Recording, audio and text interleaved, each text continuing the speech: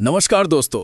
जब दीमक लकड़ी को खाती है तो बाहर से सब कुछ बिल्कुल ठीक दिखाई देता है, लेकिन अंदर ही अंदर पूरी संरचना खोखली हो चुकी होती है।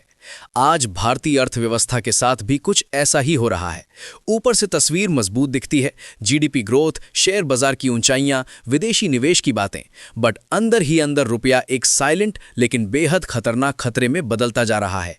और अब इस खतरे पर दुनिया के बड़े फाइनेंशियल संस्थानों में से एक बैंक ऑफ अमेरिका ने खुली चेतावनी दे दी है। बैंक ऑफ अमेरिका की रिपोर्ट में साफ शब्दों में कहा गया है, rupee weakness is now a 5 channel threat to India's economy. यानी रुपया कमजोर होना अब सिर्फ एक्सपोर्ट को फायदा पहुंचाने वाली कहानी नहीं रह गई है, बल्कि ये पूरी भारतीय अर्थव्यवस्था के लिए मल्टी डायमेंशनल रिस्क बन चुका है। अब सबसे पहले समझते हैं कि पहले रुपया कमजोर होना अच्छी खबर क्यों मानी जाती थी। पारंपरिक सोच ये थी कि रुपया कमजोर होगा तो एक्सपोर्ट सस्ते होंगे, विदेशी खरीदार ज्यादा सामान खरीदेंगे, एक्सपोर्ट बढ़ेगा और जीडीपी को सपोर्ट मिलेगा। ये लॉजिक उस दौर में काम करता था जब भारत की इकोनॉमी इंपोर्ट पर इतनी निर्भर नहीं थी और वैल्यू चेन देश के अंदर मजबूत थी। लेकिन बैंक ऑफ अमेरिका कहता है कि आज भारत की इकोनॉमी पूरी तरह बदल चुकी है। आज इंडिया सिर्फ ट्रेड ड्रिवन नहीं है, बल्कि कैपिटल फ्लो ड्रिवन इकोनॉमी बन चुका है। आज भारत में मोबाइल बनता है, लेकिन उसके कंपोनेंट इंपोर्ट होते हैं। Electronics, machinery, semiconductor, capital goods सब इंपोर्ट। ऐसे में रुपया कमजोर होते ही इंपोर्ट महंगे हो जाते हैं, इनपुट कॉस्ट बढ़ती है, कंपनियों का मुनाफा घटता है और ग्रोथ पर सीधा असर पड़ता है। यानी एक्सपोर्ट का छोटा फायदा इंपोर्ट का बड़ा नुकसान बन जाता है। अब आते हैं उस असली चेतावनी पर।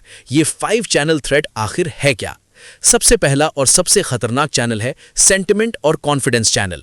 जब रुपया लगातार कमजोर होता है तो निवेशकों के मन में डर बैठ जाता है कि कैपिटल इनफ्लो कमजोर हो रहा है, एक्सटर्नल रिस्क बढ़ रहा है और पॉलिसी स्पेस सिकुड़ रहा है।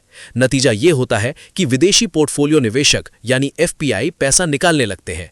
इक्विटी और बॉन्ड मार्केट में भारी उतार चढ़ाव आता है, कॉर्पोरेट सेक्टर नए निवेश टाल देता है। और याद रखिए, निवेश हमेशा भविष्य को देखकर होता है। भरोसा टूटा तो पैसा रुक गया। दूसरा चैनल है ग्रोथ चैनल। पहले माना जाता था कि रुपया कमजोर हुआ तो एक्सपोर्ट बढ़ेगा और ग्रोथ तेज होगी, लेकिन आज की हकीकत बिल्कुल अलग है। भारत के export sectors, electronics, machinery, auto component, इन सब में इंपोर्टेड कंटेंट बहुत ज्यादा है। रुपया कमजोर, इंपोर्टेड इनपुट महंगे, प्रोडक्शन कॉस्ट बढ़ी, मार्जिन घटे और आउटपुट पर असर पड़ा। वहीं सर्विस सेक्टर, खासकर आईटी, कीमतों से नहीं बल्कि ग्लोबल डिमांड से चलता है और एआई के दबाव और स्लो ग्लोबल ग्रोथ के चलते डिमांड भी कमजोर है। यानी रुपया कमजोर होकर ग्रोथ सपोर्ट नहीं बल्कि ग्रोथ ड्रैग बन जाता है। तीसरा चैनल है इन्फ्लेशन चैनल। यह सबसे डायरेक्ट और सबसे दर्दनाक चैनल है। रुपया कमजोर मतलब इंपोर्ट महंगे। भारत 85% क्रूड ऑयल इंपोर्ट करता है। फर्टिलाइजर, एडिबल ऑयल, इलेक्ट्रॉनिक्स और कैपिटल गुड्स भी बाहर से आते हैं। भले ही ग्लोबल ऑयल सस्ता हो जाए, लेकिन अगर रुपया कमजोर है तो उसका फायदा नहीं मिलता। नतीजा, महंगाई का दबाव बढ़ता है, आरबीआई को ब्याज दरों में कटौती टालनी पड़ती है, लिक्विडिटी टाइट होती है और ग्रोथ रिकवरी स्लो हो जाती है। यानी इन्फ्लेशन बनाम ग्रोथ का क्लासिक जाल। चौथा चैनल है एक्सटर्नल बैलेंस और कैपिटल फ्लो।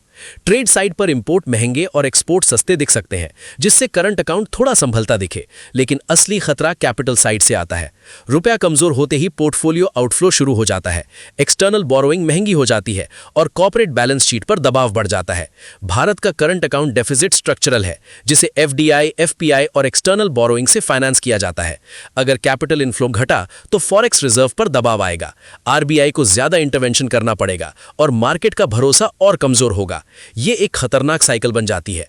और पांचवां आखिरी चैनल है फिस्कल चैनल, यानी सरकार पर सीधा असर। रुपया कमजोर मतलब सरकार का खर्च बढ़ना। फर्टिलाइजर सब्सिडी बढ़ेगी, फ्यूल सपोर्ट बढ़ेगा, फूड और लॉजिस्टिक कॉस्ट बढ़ेगी और सबसे बड़ा झटका डिफेंस इंपोर्ट पर पड़ेगा, क्योंकि वो भारी मात्रा में विदेशी मुद्रा में होते हैं।